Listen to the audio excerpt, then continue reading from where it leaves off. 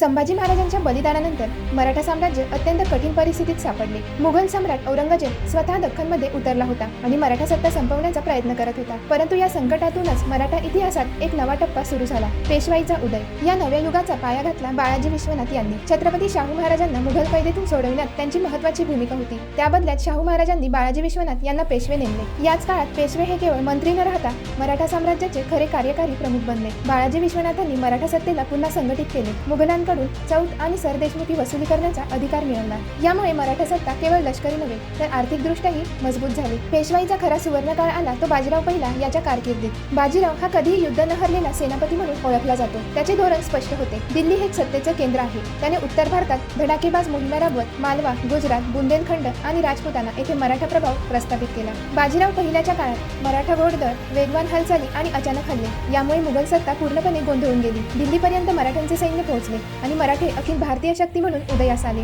यानंतर बाळाजी बाजीराव, नानासाहेब पेशवे यांच्या काळात मराठा साम्राज्याचा विस्तार सर्वोच्च टप्प्यावर पोहोचला। उत्तर भारतात पंजाबपर्यंत, दक्षिणेत कर्नाटकपर्यंत आणि पूर्व पश्चिम भारतात मराठ्यांचा प्रभाव वाढला। या काळात शिंदे, होळकर, भोसले आणि गायकवाड हे मराठा सरदार स्वतंत्रपणे प्रांत सांभाळू लागले। मराठा साम्राज्य एक प्रकारचे संघराज्य बनले। परंतु या प्रचंड विस्ताराबरोबरच आतील मतभेद आणि सत्ता संघर्ष वाढू लागले।